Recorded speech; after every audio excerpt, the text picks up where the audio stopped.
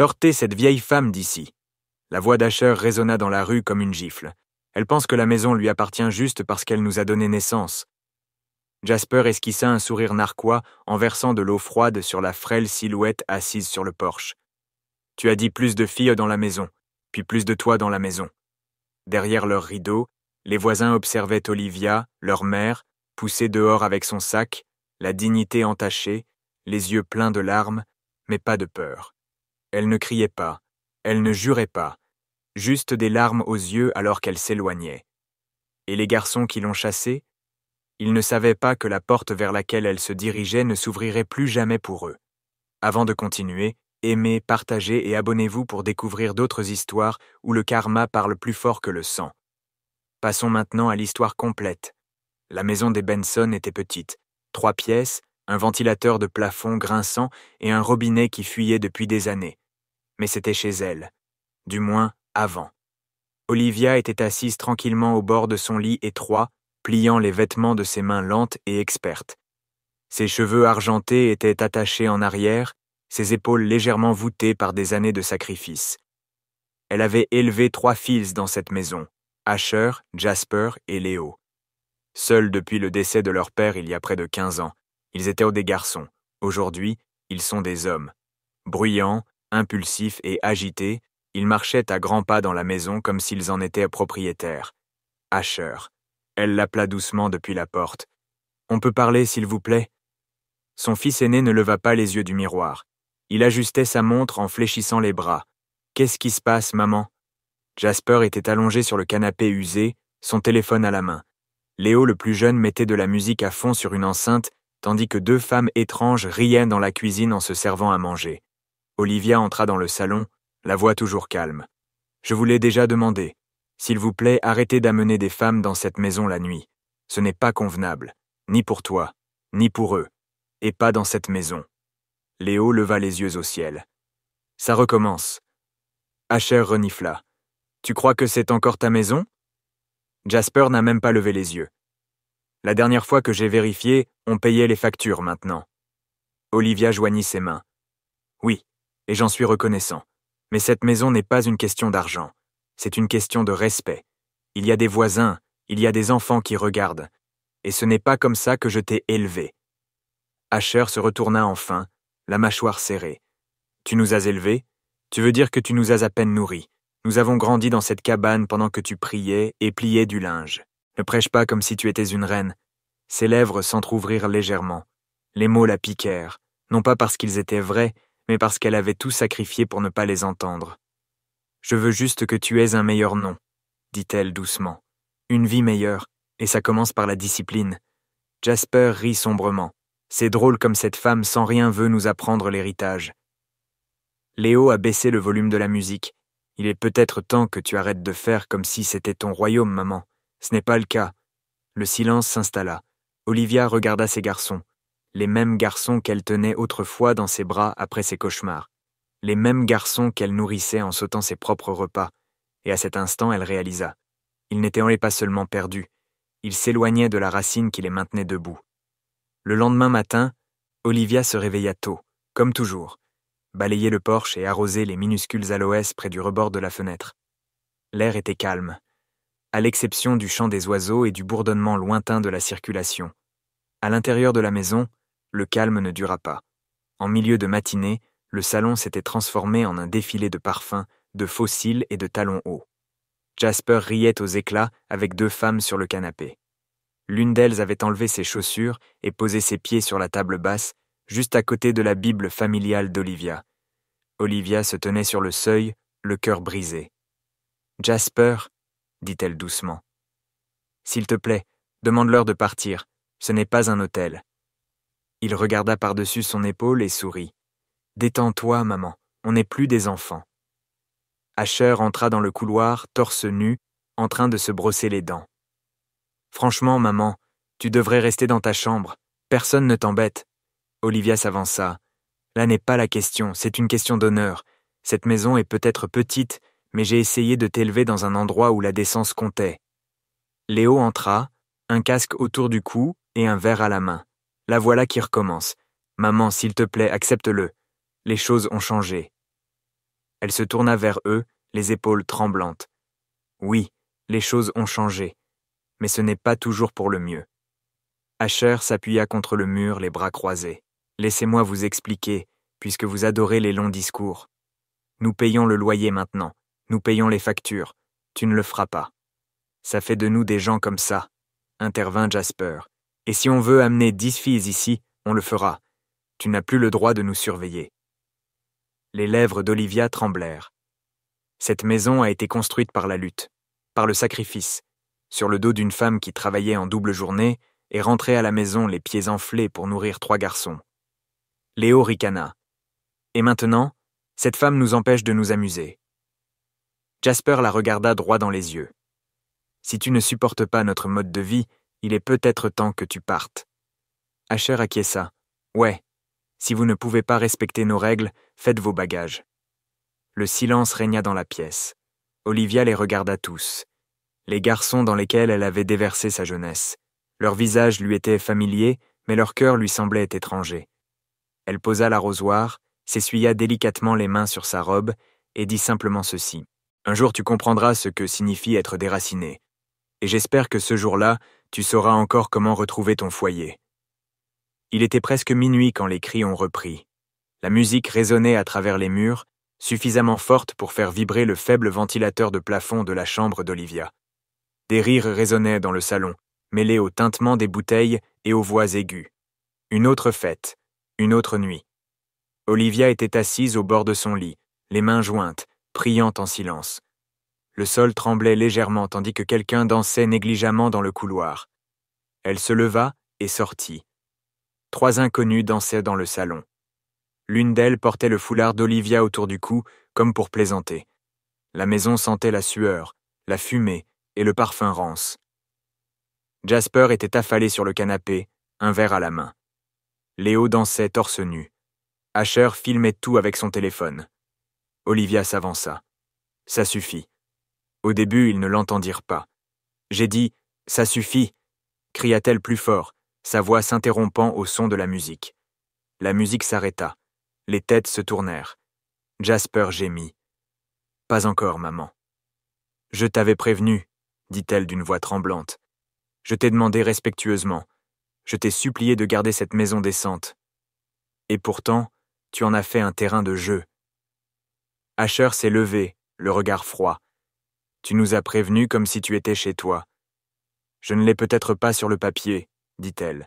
« Mais j'ai construit cette maison avec mes mains et mon cœur. » Léo ricana. « Et nous le détruisons avec la réalité. »« Réveille-toi, maman. Tu n'es plus aux commandes. Je ne vivrai pas dans la honte sous le toit pour lequel j'ai versé mon sang, » dit Olivia en se dirigeant vers la porte d'entrée. « Si vous ne me respectez pas, je m'en vais. » Asher attrapa un seau d'eau à moitié plein dans un coin, destiné à la salle de bain qui fuyait. Sans un mot, il la lui versa sur la tête. Des exclamations de surprise fusèrent, des femmes, des voisins qui observaient par les fenêtres ouvertes, et d'Olivia elle-même. L'eau trempa sa robe, son foulard, ses cheveux gris lui collèrent aux joues. Mais elle ne pleura pas. Pas encore.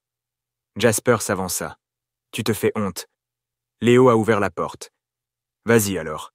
Si tu pars, pars. » C'est ce qu'elle fit, trempée, silencieuse, digne.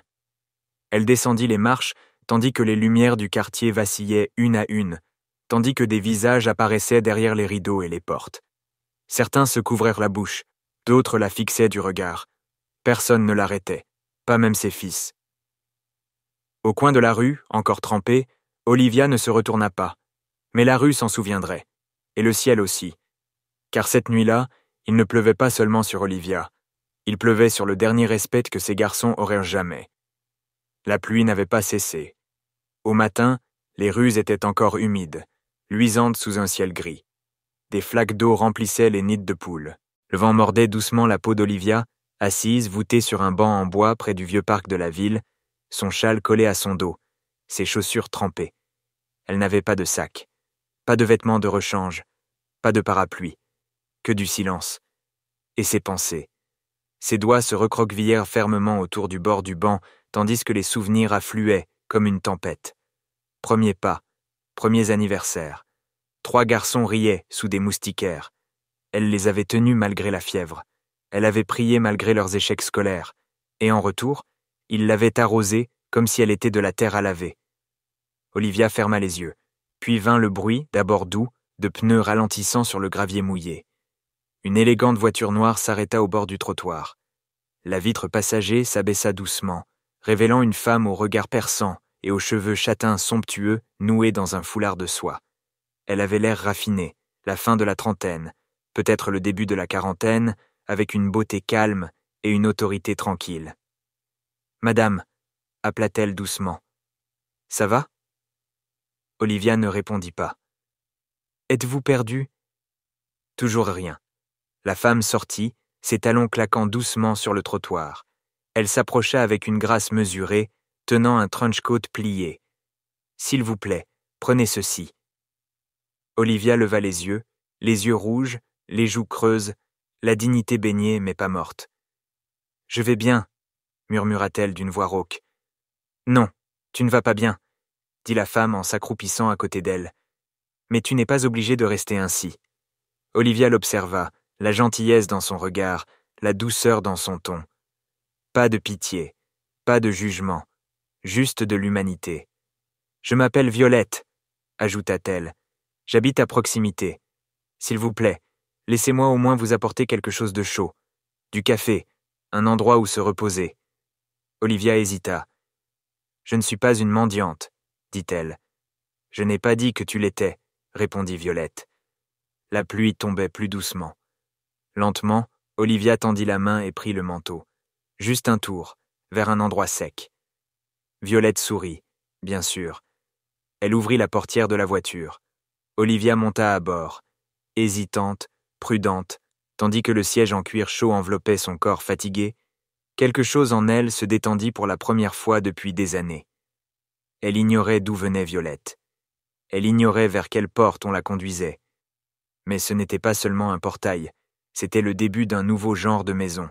La voiture serpentait sur une route privée bordée de haies taillées et de grands sycomores. Olivia était assise en silence, sa robe trempée maintenant enveloppée sous le trench-coat de Violette. Le chauffage ronronnait doucement. Elle essayait de ne pas fixer, mais tout ce qui se passait par la fenêtre ressemblait à un livre de magazine. Des statues de pierre, des fontaines en cascade et de vastes pelouses qui s'étendaient dans le brouillard.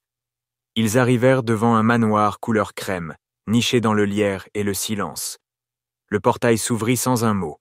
Les membres du personnel s'inclinèrent respectueusement lorsque Violette sortit. Olivia hésita. « C'est ici que tu vis. » Violette se retourna avec un sourire. « Oui, mais ne t'inquiète pas. Tu n'es pas là pour impressionner qui que ce soit, juste pour te reposer. » Olivia sortit lentement de la voiture. Une femme de ménage se précipita avec un parapluie et une serviette, mais s'arrêta lorsque Violette lui fit doucement signe de partir. « Je vais l'accueillir moi-même. » À l'intérieur, la maison était chaleureuse et aérée, peignée de lumière naturelle et dotée d'étagères qui montaient jusqu'au plafond. Un doux jazz jouait en fond sonore. Un feu crépitait doucement dans le salon. « Cet endroit ?» murmura Olivia. « J'ai grandi ici, » dit Violette. « Mon père l'a bâti à partir de rien. Il croit que chacun mérite une seconde chance, surtout ceux qui ont tout donné et reçu si peu. » Comme par enchantement, un homme grand et digne entra dans le couloir. La soixantaine avançait, en gilet sur mesure, sa barbe argentée soigneusement taillée. Sa présence emplissait la pièce sans effort. « Papa, » dit Violette, « voici Olivia. Je l'ai trouvée près du parc. Elle n'a pas demandé d'aide, mais je pense qu'elle la mérite. » Monsieur Bennet observa Olivia attentivement, le regard perçant mais sans amertume. « Tu as des mains fortes, » dit-il doucement, « et des yeux fatigués. »« J'ai travaillé longtemps, » répondit Olivia en se redressant. « J'imagine que c'est toujours le cas, » dit-il. « C'est dans ta démarche. Tu portes le poids des autres avant le tien. » Les lèvres d'Olivia tremblaient. Elle n'avait pas l'habitude d'être vue. Monsieur Bennet se tourna vers Violette. « Donne-lui la chambre d'amis bleue, c'est celle avec le balcon, » dit-elle. Il acquiesça. C'est pour ceux qui ont besoin de se rappeler à quoi ressemble la paix. Les larmes montèrent aux yeux d'Olivia. « Je ne suis pas venu d'ici pour déranger. »« Tu ne l'as pas fait, » interrompit Violette. « Tu as été envoyé, » ajouta Monsieur Bennet. « Certains franchissent les portes parce qu'ils courent après la richesse. D'autres sont portés par la grâce. La chambre d'amis bleus se trouvait au fond de l'aile ouest, de hauts plafonds, de doux rideaux blancs qui ondulaient comme des murmures, et un balcon donnant sur un jardin baigné de soleil. Le lit, habillé de velours et de lin, semblait intact. Violette laissa entrer Olivia et sourit. « Ceci est à toi maintenant, aussi longtemps que tu en auras besoin. » Olivia restait figée dans l'embrasure de la porte. Elle avait dormi sur des nattes, des canapés rigides, à même le sol quand les garçons avaient des invités et qu'il n'y avait plus de place pour leur mère. Mais ça, on aurait dit quelque chose qu'elle n'avait vu qu'à travers les vitrines des magasins. « Je ne peux pas dormir ici, » dit-elle doucement. « Pourquoi pas ?» demanda Violette doucement. « C'est trop propre, trop beau, trop doux. » Violette posa une main sur son épaule. « Et tu as eu une vie qui ne l'était pas ?» Olivia ne dit rien. Sa gorge lui faisait mal à force de retenir ce que des années de silence avaient gravé dans ses os. Une gouvernante entra discrètement, peignoir plié et pantoufles à la main. Une autre apporta du thé et des biscuits au miel. Aucun des deux ne regarda Olivia avec pitié, seulement avec respect. « Nous avons mis tout ce dont vous pourriez avoir besoin dans l'armoire, » dit la gouvernante. « Des serviettes propres, des chemises de nuit et des couvertures d'hiver. »« Merci, » murmura Olivia, ne sachant pas comment accueillir la gentillesse sans suspicion. Lorsqu'ils partirent, Violette s'attarda sur le seuil. « Dors bien, Olivia, tu n'es pas une visiteuse ici. »« Tu es vue. » Puis elle disparut. Seule dans le silence, Olivia se dirigea lentement vers l'armoire. Elle l'ouvrit et haleta doucement. Des vêtements propres et élégants aux couleurs apaisantes, des foulards soigneusement pliés, des pantoufles qui semblaient intactes. Elle les toucha comme si elles allaient disparaître. Puis, elle s'assit sur le lit. Le matelas ne grinçait pas. L'air sentait la lavande. Dehors, les arbres dansaient doucement au vent. Pas dans le chaos, mais dans le calme. Et c'est là que ça s'est produit. Ses épaules se sont mises à trembler. Ses lèvres tremblaient. Et les larmes venaient, non de douleur, mais de l'incrédulité de ne pas être utilisée, ignorée ou réduite au silence. Elle pleurait à chaque repas qu'elle sautait pour nourrir des bouches ingrates, pour chaque nuit où elle restait éveillée, priant pour que ses fils trouvent leur chemin, pour chaque insulte qu'elle ravalait au nom de l'amour. Et maintenant, dans une pièce conçue pour le confort, elle pleurait parce que quelqu'un lui avait enfin dit « Tu comptes ». Elle ne pleurait pas comme une victime, elle pleurait comme une femme qui avait été vue et qui n'accepterait plus jamais d'être invisible. Le jardin derrière le manoir fut le premier endroit dont Olivia tomba amoureuse. Des rangées de rosiers bordaient l'allée pavée. Des citronniers se dressaient comme des sentinelles dans les coins, et les tulipes fleurissaient sous la douce lumière matinale. Chaque jour, les jardiniers taillaient, arrosaient et nourrissaient les racines avec une dévotion silencieuse. Le troisième matin, Olivia demanda à les rejoindre. « Vous n'avez pas besoin de travailler, madame, » avait gentiment dit le jardinier en chef. « Vous êtes notre invitée. »« Je ne travaille pas, » répondit Olivia avec un léger sourire. « Je guéris. » Elle leur montra comment tailler avec soin, comment composter sans gaspillage, comment parler doucement aux feuilles comme si elle les écoutait. Bientôt, les jeunes jardiniers commencèrent à l'appeler Madame, non pas par moquerie, mais avec affection. Un après-midi, Violette sortit et trouva Olivia agenouillée dans la terre, attachant délicatement une vigne à un tuteur en bois. « Tu me rappelles ma mère » dit doucement Violette. Olivia leva les yeux. Aimait-elle jardiner ? Elle aimait construire des choses, surtout des personnages. Elle m'a appris que la guérison ne se fait pas en criant. Parfois, c'est une graine que personne ne remarque avant qu'elle ne s'épanouisse. Ils étaient assis ensemble sur le banc, le vent tourbillonnant autour d'eux. « Je n'ai jamais eu de fille, » dit Olivia, « mais je me suis toujours demandé ce que ça ferait d'être respectée par une femme qui n'est pas née de ma douleur. » Violette lui prit la main. Et puis, plus de questions. Au fil des semaines, Olivia est devenue plus qu'une simple invitée. Elle est devenue une présence. Le personnel venait la consulter pour des conseils sur la cuisine, la vie et même sur les relations. L'un d'eux lui a demandé comment économiser de l'argent dans un mariage difficile. Un autre a pleuré dans ses bras après avoir reçu une terrible nouvelle de chez lui. M. Bennett lui demandait souvent son avis avant de recevoir des invités. Il prétendait qu'elle avait un sens extraordinaire, enveloppé d'une sagesse tranquille. Et Violette ? Violette la considérait comme sa famille. Non pas pour le spectacle, mais pour l'âme. Un soir, alors que le soleil disparaissait derrière le domaine et qu'Olivia se tenait près de la cuisine, regardant les cuisiniers préparer le dîner, le majordome en chef se tourna vers elle et lui dit « Vous avez changé l'atmosphère de cette maison, Madame Olivia. » Elle sourit. « Non, ma chère. Je lui ai simplement rappelé ce que ressent la chaleur. Elle n'était plus la femme qu'ils avaient chassée. Elle était celle vers laquelle ils étaient revenus. Et cette fois, personne n'éleva la voix. Seul le respect était de mise. La salle à manger de la propriété de M. Bennett était majestueuse, mais jamais froide. Une longue table en acajou, des candélabres scintillants et des baies vitrées qui captaient chaque coucher de soleil comme un tableau. Traditionnellement, le dîner de famille avait lieu tous les vendredis soirs. Violette et son père partageaient un repas avec des amis proches, des partenaires commerciaux ou des diplomates en visite. Le personnel servait discrètement et seuls les invités s'asseyaient à cette table.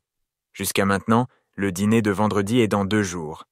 Un après-midi, alors qu'Olivia et lui prenaient le thé dans la cour, M. Bennett annonça « Je veux que tu t'assoies à côté de moi. » Olivia faillit s'étouffer. « À côté de vous ? » ?»« Non, monsieur, ce n'est pas ma place. » M. Bennett haussa un sourcil. « Et pourquoi pas ? Je suis juste quelqu'un que tu as aidé. Je n'ai rien gagné.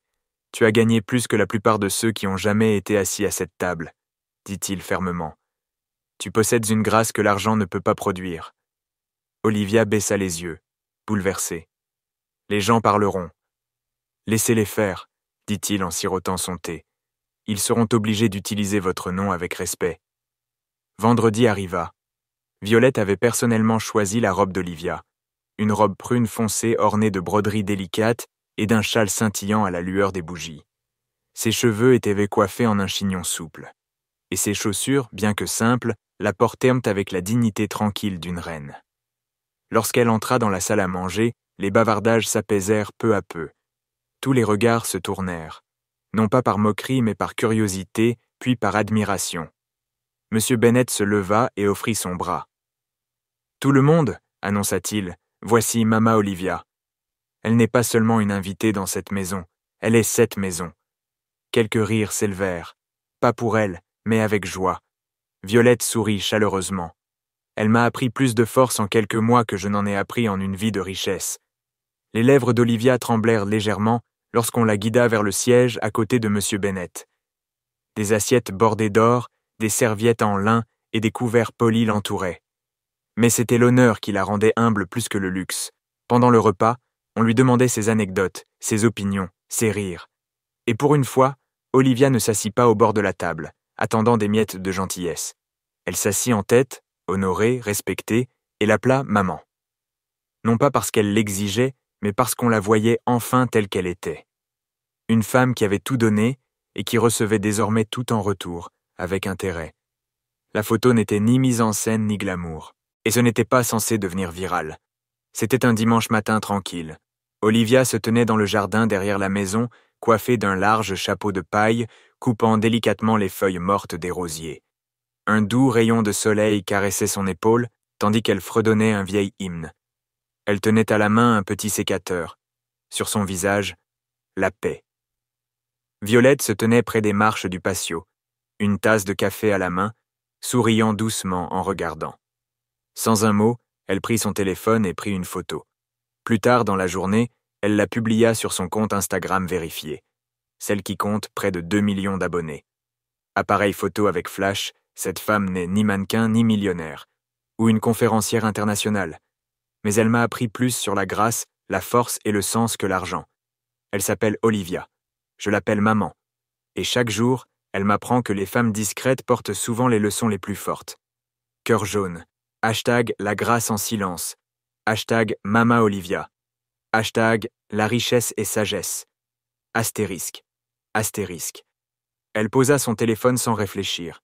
Mais le monde entier l'a fait. En quelques heures, la publication a été partagée sur toutes les plateformes.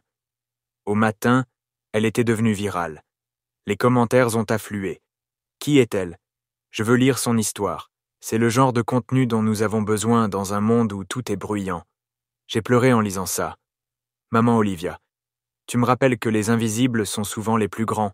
Les médias ont relayé l'information. Des blogs lifestyle ont publié des articles intitulés « La femme qui a redéfini la valeur ». Un animateur de talk-show populaire a même invité Violette et Olivia pour une interview exclusive. Mais Olivia a dit non. « Je n'ai pas besoin de caméra », a-t-elle dit à Violette. « J'ai été invisible pendant des années. Que l'histoire suffise. » Et elle le fut. La photo devint un symbole, non pas de pauvreté, mais de pouvoir sans bruit, de dignité sans titre, d'une femme mise à la porte. Et pourtant elle s'élevait plus haut que les mains mêmes qui l'avaient abandonnée. Au manoir, le personnel souriait lorsque des inconnus demandaient « La célèbre maman Olivia ». Monsieur Bennett riait au gros titre. Imaginez, le monde découvre enfin ce que nous savions déjà. Un soir, Violette était assise avec Olivia sur le balcon, regardant le coucher de soleil baigner le jardin d'or. « Ça te va, toute cette attention » demanda Violette. Olivia sourit faiblement. « C'est étrange. J'ai passé la majeure partie de ma vie à me faire prendre de haut. Et maintenant, on me cite comme si j'étais un prophète. »« Tu l'es, » dit Violette. « Tu es de ceux que le monde a oubliés, jusqu'à ce qu'il ait besoin d'un miroir. » Olivia contemplait le paysage. « Je n'ai rien demandé de tout ça. Je voulais juste la paix. Une maison propre, un peu de respect. Tu as mérité les trois, » murmura Violette. Et quelque part, dans un appartement délabré de l'autre côté de la ville, la maison Benson, autrefois bruyante de rires et de musique, était désormais silencieuse. Un souvenir s'estompant, dépouillé de toute vie. Mais même ce silence n'a pas duré. Un panneau rouge « À vendre » était resté devant le portail pendant des mois, ignoré et abîmé par le soleil et la pluie, jusqu'à ce qu'une banque finisse par saisir la propriété. L'un après l'autre, les frères avaient déménagé, non pas dans de meilleures maisons, mais dans des canapés empruntés, des locations bon marché et des colocations chez des amis. Asher était assis dans un appartement encombré au-dessus d'un bar fermé, les yeux fixés sur un avis de coupure d'électricité. Sa vie autrefois charmante, faite de vêtements tape à l'œil et de petites aventures, s'était transformée en dette et en déception. Sa petite amie était partie lorsque la voiture a été saisie. Son ami a cessé de l'appeler une fois la fête terminée. Il a allumé une cigarette, les doigts tremblants. Jasper, le cerveau autoproclamé de la famille, avait perdu son emploi 3 mois plus tôt après avoir manqué trop de services. Il travaillait désormais à temps partiel, dans un prêteur sur gage poussiéreux, vendant des bibelots à des gens dont les histoires faisaient écho à la sienne. Son ego, autrefois aussi grand que son attitude, avait craqué sous le poids des factures impayées. Et Léo? Il passait d'une maison d'amis à une autre, pour finalement atterrir dans une chambre exiguë qu'il partageait avec 2 inconnus qui jouaient à des jeux vidéo à tue-tête toute la nuit. Le charme qui lui avait autrefois valu les filles le privait désormais de silence. Il ne s'était ni pas adressé la parole depuis des semaines, mais aujourd'hui, ils étaient tous au même endroit. La voix de Jasper tremblait tandis qu'il levait les yeux de son téléphone. « Vous avez vu ça ?» Il leva l'écran. Une photo d'Olivia dans un jardin, republiée par un site d'actualité. « Attendez !» Léo se pencha. « C'est... maman !» Asher lui arracha le téléphone, le visage assombri. La légende disait « Elle a été abandonnée par ses propres enfants. Maintenant, le monde l'appelle Mama Olivia. » Un lourd silence s'abattit sur la pièce. Asher déglutit difficilement. « Elle est avec des gens riches maintenant ?» Jasper hocha la tête. « Un manoir, avec Violette Bennett, la fille du milliardaire. » Léo se rassit lentement. Elle avait vraiment réussi. Aucun d'eux ne dit ce qu'il pensait à voix haute. Que c'était eux qui l'avaient trahi, que l'histoire qui inondait Internet concernait leur mère, celle qu'ils avaient trempée dans l'eau, celle qu'ils avaient chassée, celle qu'ils considéraient comme un fardeau. Maintenant, elle était célébrée, ils étaient désormais les oubliés, et pour la première fois depuis longtemps, leur fierté ne parlait plus. Seul le regret s'exprimait. Les 3 frères restèrent assis, stupéfaits, dans un silence absolu. La lueur de l'écran du téléphone projetait une faible lueur sur leur visage rongé par la culpabilité. Asher fut le premier à parler. Qui a posté ça? Jasper avait la voix basse. Violette Bennett. C'est sa page vérifiée. Elle est philanthrope. Son père possède des entreprises technologiques et immobilières. Peut-être même des banques. Léo fronça les sourcils. Attendez. Le Violette Bennett. Jasper hocha la tête. Celui qui dirige les refuges pour femmes, les écoles. Celui dont on dit qu'il ne prend jamais de photos à moins que cela ne signifie quelque chose. Asher a parcouru à nouveau la publication. Des dizaines de célébrités l'avaient partagé. Les commentaires affluaient à toute vitesse. Une véritable royauté. Son histoire est pleine de force. Maman Olivia mérite le monde. Regarde, dit Léo d'une voix tendue. Elle marqua un lieu. Jasper se pencha. Domaine Bennett, Ashgrove Hills. Asher se leva brusquement. Il faut qu'on y aille. Léo cligna des yeux. Tout de suite. Asher serra les dents. Il faut qu'on lui parle. Il faut régler ça, avant qu'elle nous oublie complètement. Jasper secoua la tête. Elle n'a pas oublié. C'est le pire. C'est nous qui avons oublié. Pendant un long moment, aucun d'eux n'a bougé. Ils s'étaient moqués de ses prières. Ils avaient ignoré ses avertissements. Ils avaient ri en la jetant à la rue. Et maintenant, le monde encensait la femme qu'ils considéraient comme faible, appelant sa mère Olivia comme si elle appartenait à tout le monde, sauf à eux. Asher se dirigea vers le coin. J'ai attrapé un bouton froissé au dos d'une chaise. J'y vais. Jasper soupira et se leva. Nous le sommes tous. Ils ont emprunté une voiture à un ami, une voiture qui a calé 3 fois sur la route et qui sentait le désodorisant périmé. Personne ne dit grand-chose pendant le trajet. À l'approche d'Ashgrove Hills, le paysage changea. Les trottoirs délabrés et les vendeurs ambulants bruyants avaient disparu. À leur place, des routes sinueuses, de grands chênes, et des portes qui semblaient sculptées par le temps lui-même. Ils atteignirent le domaine Bennett juste avant le coucher du soleil. La lumière dorée faisait briller le manoir comme un château de contes de fées. Les frères sortirent lentement de la voiture. Un instant, ils restèrent là, les yeux fixés sur le portail. Un poste de sécurité se trouvait sur le côté. Un garde s'approcha, sévère et poli. « Puis-je vous aider » demanda-t-il. Asher s'avança. « Nous sommes là pour voir Olivia. » Le garde cligna des yeux. « Maman Olivia » Jasper hocha la tête. « C'est notre mère. » Il y eut un silence, un long silence. « Avez-vous un rendez-vous » demanda le garde. « Non, » répondit Léo, « mais nous devons la voir, s'il vous plaît. » Le garde pencha la tête. « Attendez ici. » Il retourna à la cabine et décrocha un téléphone. Ils n'entendaient pas la conversation, mais le poids de l'air leur disait tout. Au bout d'un moment, il revint. Elle a été prévenue. Asher déglutit difficilement. « Elle arrive. » Le garde s'arrêta. On ne sait pas encore. La porte resta fermée. Et les 3 fils, autrefois si fiers, si sûrs d'eux, si forts. Je me tenais silencieusement au pied du domaine. J'attendais, pour une porte qu'ils contrôlaient, pour l'ouvrir de l'autre côté. Ils attendaient. Asher marchait lentement devant les portes closes, passant une main dans ses cheveux désormais mal coupés. Sa chemise, autrefois repassée, était froissée et trempée de sueur après le long trajet.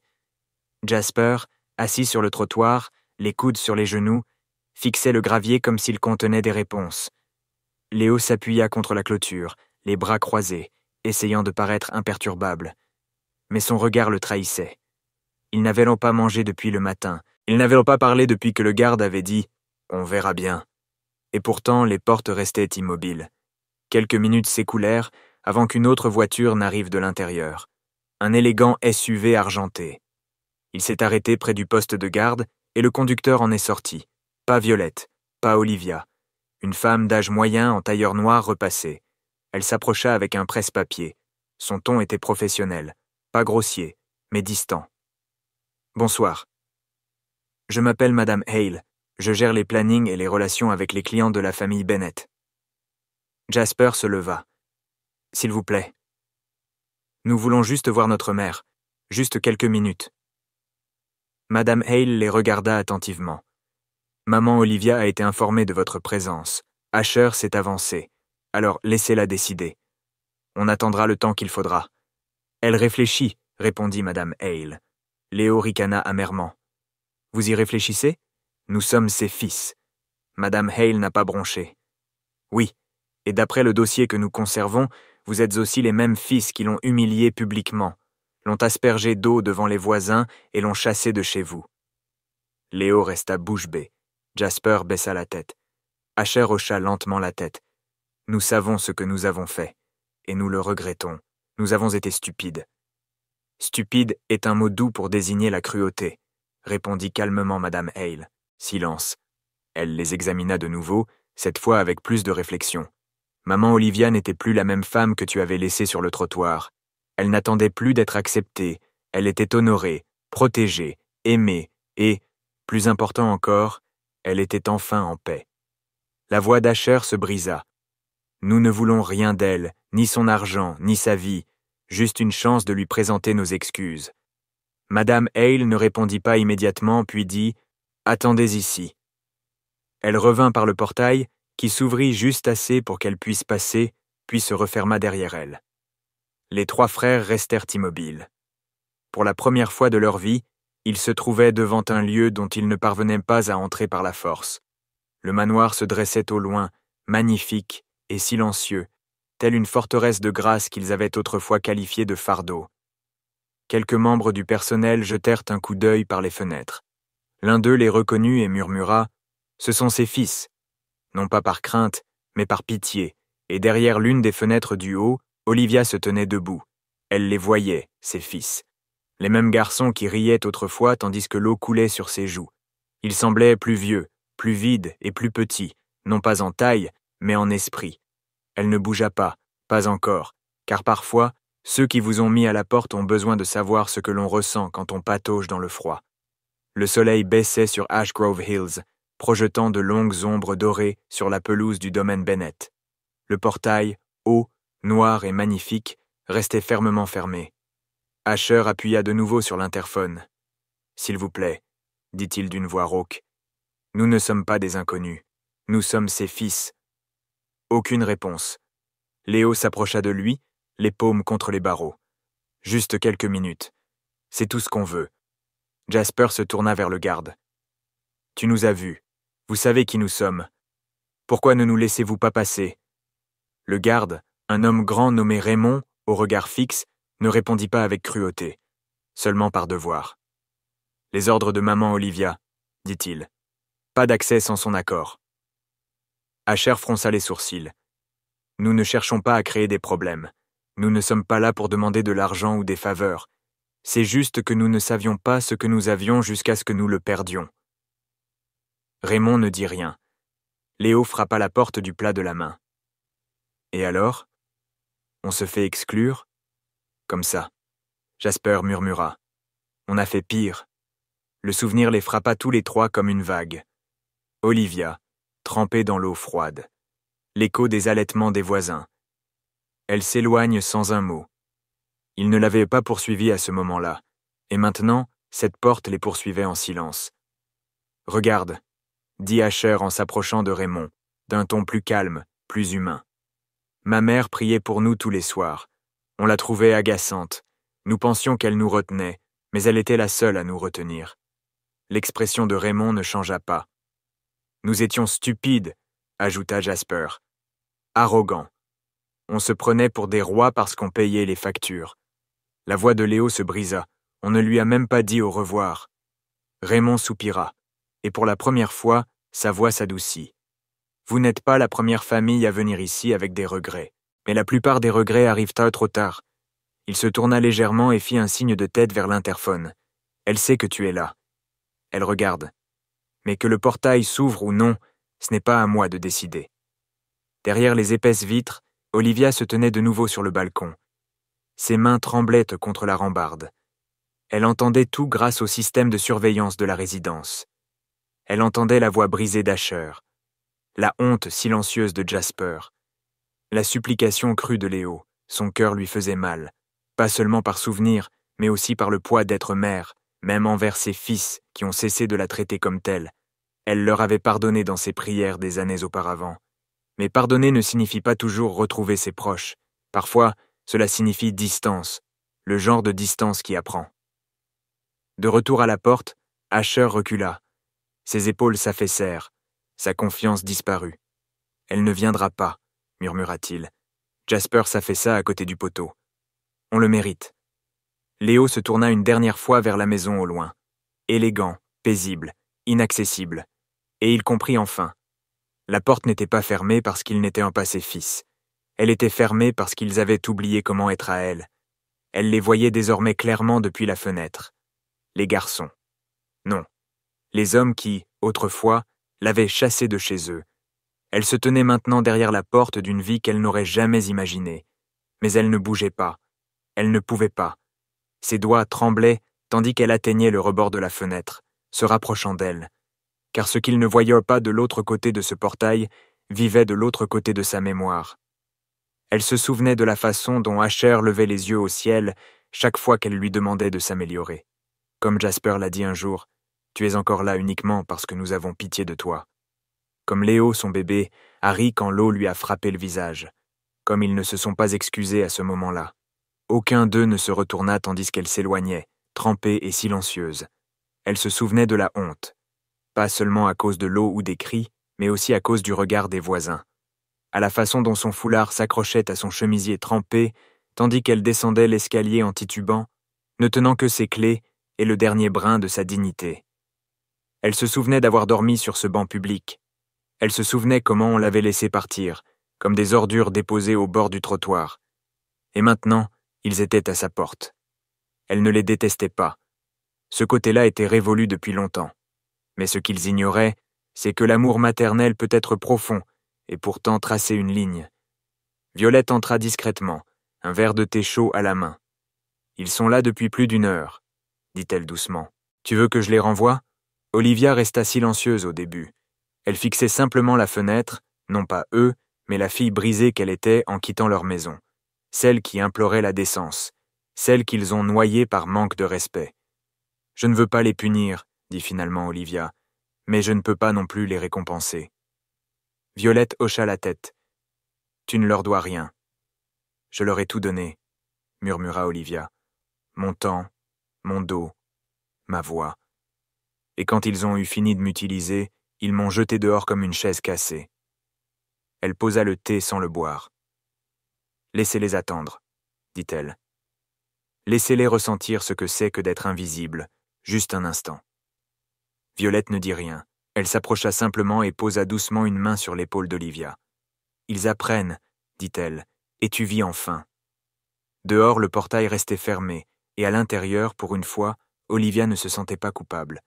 Elle se sentait entière, non pas parce que ses fils étaient revenus, mais parce qu'elle ne s'était pas précipitée pour leur prouver qu'elle leur appartenait toujours. Le portail en fer s'ouvrit lentement en grinçant, pas assez pour entrer, mais juste assez pour permettre à quelqu'un de sortir. Violette, elle portait un chemisier blanc impeccable, des ballerines cloutées d'or et une expression ni froide ni chaleureuse. Posée, directe.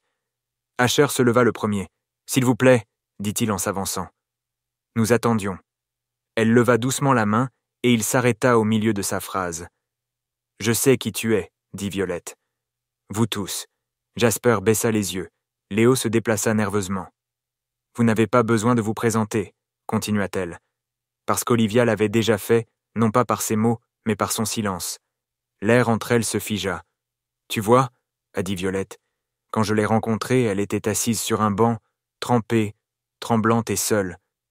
Elle ne m'a pas dit que ses fils l'avaient mise à la porte. Elle n'a même pas dit du mal de toi, pas une seule fois. Son regard les balaya tous les trois, mais le silence dit sa vérité. Léo déglutit difficilement. Nous savons que nous avons eu tort. Oui, répondit Violette. Mais pas seulement.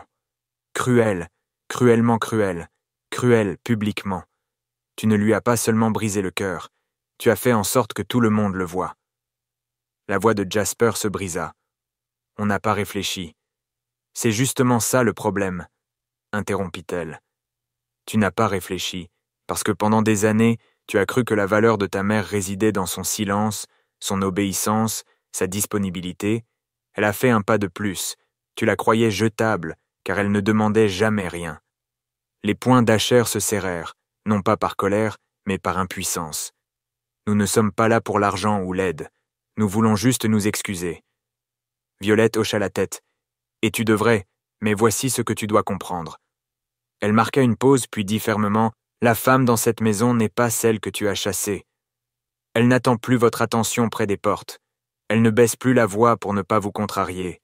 Elle ne croit plus que le sang soit une raison suffisante pour souffrir. » Les mots résonnèrent lourdement. Violette jeta un coup d'œil au domaine derrière elle, puis se retourna.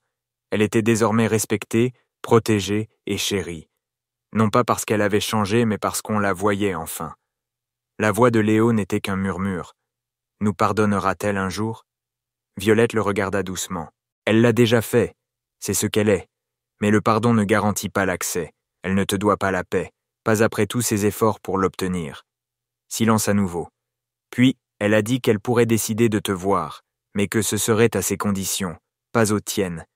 Et si cette porte ne se rouvre jamais, sache que ce n'est pas par haine, mais par désir de guérison. Elle recula par l'ouverture. Le portail commença à se refermer. Et tandis qu'il se verrouillait derrière elle, les trois fils se retrouvèrent seuls, dans la lumière dorée de tout ce qu'ils avaient autrefois tenu pour acquis. Ils sont venus s'excuser. Mais parfois, je suis désolé, arrive trop tard pour frapper à une porte guérie. Le salon était silencieux quand Olivia entra. Ses pas étaient assurés, ses vêtements, simples mais élégants. Ses cheveux argentés soigneusement tirés en arrière. Le temps n'avait pas effacé sa douceur, mais il avait gravé la dignité dans chaque trait de son visage. Violette était assise à côté, mais ne disait rien. C'était le moment pour Olivia. En face d'elle, les trois hommes qui la considéraient autrefois comme un fardeau étaient assis, la tête baissée. Asher, Jasper, Léo. Plus de garçons, plus de fierté. Olivia les regarda longuement avant de parler. « Tu n'as pas besoin d'expliquer » dit-elle doucement. « J'en ai assez entendu le jour où tu m'as mise à la porte. » Le silence était pesant. « Je suis venue aujourd'hui, » continua-t-elle. « Pas parce que tu me manques, pas parce que je suis en colère, mais je ne veux pas que l'amertume me poursuive dans ma vie actuelle. » Asher ravala ses larmes. « On avait tort, maman. » Elle hocha la tête. « Oui, tu l'étais, mais pas seulement ce jour-là. Ses yeux les ont regardés. Tu avais tort à chaque fois que tu riais quand je pleurais. Chaque fois que tu es passé devant moi pendant que je balayais. Chaque fois que tu as fait venir des femmes chez moi et que tu m'as mis au défi de m'y opposer. Comme si je n'avais aucun droit. » Jasper chuchota. « On ne savait pas à quel point ça te brisait. Tu t'en fichais, » répondit Olivia. « C'est la vérité. » Léo leva les yeux, honteux. Y a-t-il un moyen d'arranger ça? Olivia resta immobile un instant, puis elle s'avança et posa sa main sur la table entre eux. « Je ne suis pas là pour être réparée, » dit-elle. « Je suis là pour vous dire ce que j'ai appris. » Ils la regardèrent, attendant. « J'ai appris que le silence ne fait pas le bonheur, que l'amour donné gratuitement n'est pas toujours réciproque, et que parfois, vos enfants peuvent être les premiers à vous briser. » Elle prit une inspiration. « Mais j'ai aussi appris autre chose. Être jeté ne signifie pas perdre sa valeur. Cela signifie simplement qu'on n'est plus entre de mauvaises mains. » Sa voix ne tremblait pas. « Je t'ai pardonné il y a longtemps, parce que je devais le faire, pour pouvoir guérir. Mais je ne reviendrai pas. Ma paix est ici maintenant. Ma maison est ici maintenant. » Les frères restèrent assis, sans voix. Violette se leva enfin et s'approcha, posant une main sur l'épaule d'Olivia. Olivia lança un dernier regard à ses fils. « Si vous avez des enfants, souvenez-vous de ce jour. Et rappelez-vous, la racine que vous avez tenté de déraciner est devenue l'arbre que quelqu'un d'autre a choisi d'arroser. » Puis elle s'est retournée et est sortie de la pièce. Non pas comme une mère espérant être acceptée, mais comme une femme qui s'était enfin acceptée. Le soleil filtrait à travers le jardin du grand domaine lorsqu'Olivia entra sur la terrasse pavée. L'air était calme. Asher, Jasper et Léo formaient une file. Ébouriffés, les yeux creusés par l'orgueil, la présence silencieuse de leur mère semblait plus lourde que les années perdues. « Maman !» La voix d'Asher se brisa. La même voix qui aboyait autrefois des ordres dans leur ancienne maison. Maintenant, elle tremblait comme un garçon perdu dans la foule. Jasper tomba à genoux. « Nous étions des imbéciles, » murmura-t-il. « Nous nous croyions des hommes parce que nous payons les factures. Mais nous n'avons pas honoré le toit que tu nous as donné. Ou toi. » Léo lui serra la main en tremblant. « S'il te plaît, encore une chance. On fera mieux. On le jure. » Olivia resta immobile. Son regard était calme mais distant. Comme une femme qui aurait survécu à une inondation et ne craindrait plus la pluie. « Tu ne m'as pas simplement jeté dehors, » dit-elle doucement. « Tu as brisé le silence qui te maintenait en paix. Tu as versé de l'eau sur les mains mêmes qui te nourrissaient. Et maintenant, tu veux une place à ma table, car la tienne est vide. » Ils baissèrent la tête, honteux. « Je vous ai porté, » continua-t-elle, la voix plus ferme. « Sans père, sans argent, sans guide. Je t'ai donné un foyer, Je n'ai pas demandé la richesse. J'ai demandé le respect. Et quand je t'ai demandé de préserver le caractère sacré de notre maison, tu m'as traité comme un chien errant. Des larmes coulaient sur les joues de Léo. Nous avions tort, marmonna-t-il. On pensait que tu serais toujours là, peu importe comment on te traitait. Olivia hocha lentement la tête. C'est ça les mères, nous sommes des racines. On ne nous voit plus une fois que l'arbre a grandi. Mais coupez la racine, et regardez comme l'arbre tombe vite. Le silence s'épaissit. Même Violette, qui observait de loin, cligna des yeux pour retenir ses larmes. Je ne suis pas là pour te punir, dit finalement Olivia. Mais je ne suis pas là non plus pour faire comme si de rien n'était. Je ne peux pas te promettre que les choses redeviendront comme avant. Je ne suis plus la même femme qui est partie trempée et brisée. Cette Olivia est morte la nuit où ses fils ont choisi la honte plutôt que l'amour. Les garçons ont pleuré. Mais je vais vous dire ceci, ajouta-t-elle. Chaque tempête a une leçon, et si vous êtes sage, vous planterez ce qui reste de vous-même dans un meilleur sol. Apprenez l'humilité, honorez vos futures épouses, et n'élevez plus jamais la voix contre la femme qui vous a donné la vie. Elle se tourna pour partir, mais s'arrêta. Je ne serai peut-être pas chez toi, dit-elle sans se retourner, mais je serai toujours dans ton sang. Que cela vous apporte paix ou souffrance, c'est à vous de voir. Dans un monde obsédé par la construction de châteaux, beaucoup oublient la valeur du sol sous lequel ils reposent. Olivia n'était pas parfaite, elle ne portait pas de perles et ne marchait pas sur des tapis rouges. Elle n'a pas légué de richesse à ses fils. Elle leur a légué quelque chose de bien plus précieux, stabilité, orientation et le pouvoir tranquille de la présence.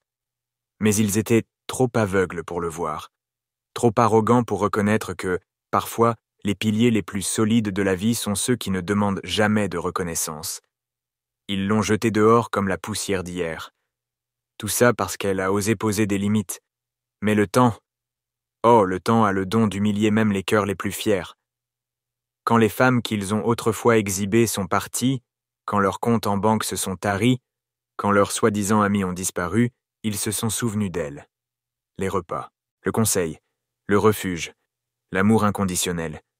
Et quand ils revinrent en rampant, espérant goûter à nouveau à ce qu'ils avaient enterré, ils la trouvèrent debout, droite, ni brisée, ni amère, mais plus forte, plus sage, et enfin appréciée par ceux qui voyaient sa valeur sans qu'elle ait besoin de la supplier. Elle ne leur a pas claqué la porte au nez, mais elle ne l'a pas ouverte aveuglément non plus, car certaines blessures n'ont pas besoin de pansements, elles ont besoin de leçons. Certains retours ne visent pas à renouer des liens, mais à réaliser, et certaines mères apprennent à s'élever même lorsque leurs fils oublient la profondeur de leurs racines. Ils les ont abandonnées, pensant qu'elles les entravaient. Mais quand la maison s'est effondrée, ils sont venus chercher les fondations. Si cette histoire a touché quelque chose en vous, partagez-la. Car trop souvent, ce sont les personnes silencieuses qui nous blessent le plus. Et parfois, celles qu'on jette est celle dont on a le plus besoin.